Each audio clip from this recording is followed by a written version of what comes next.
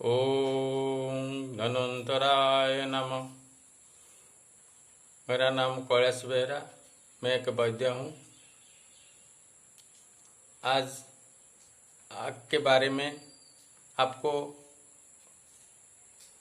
जानकारी देने का उचित समझा।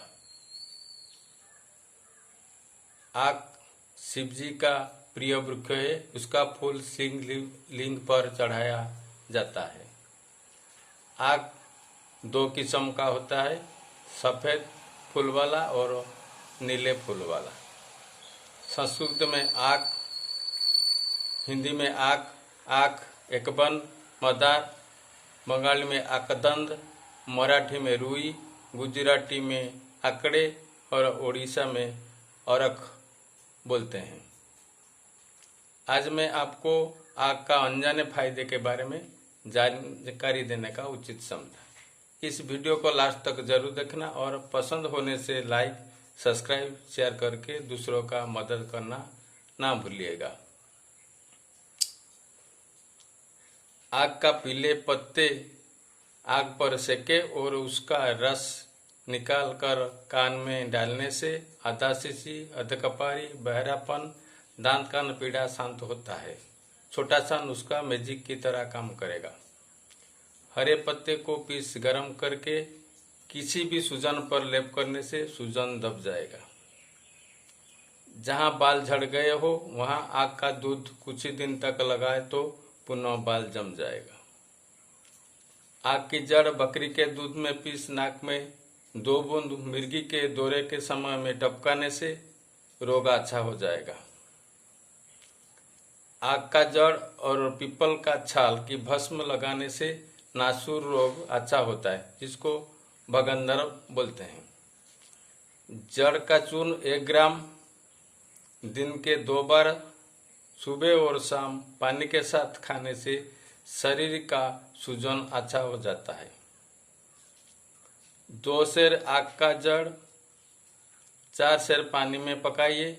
जब पानी आधा हो जाए तब जड़ निकाल दे और उसमें 2 सेर गेहूं डाल दे।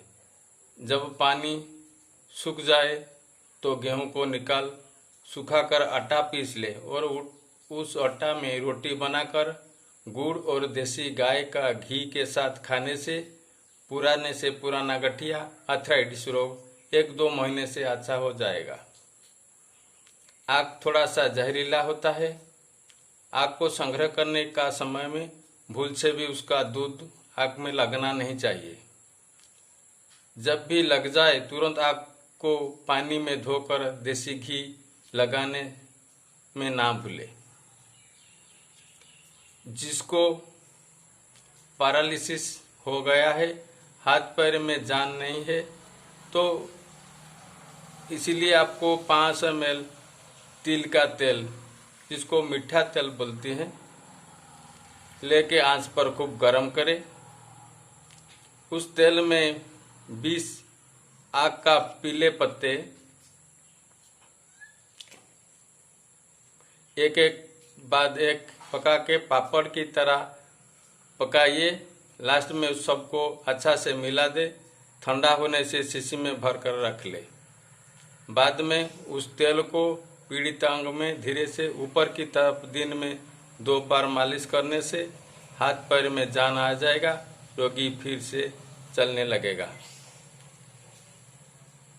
आज इतना, फिर दूसरा टॉपिक पर मिलेंगे। नमस्ते। ओम शांति।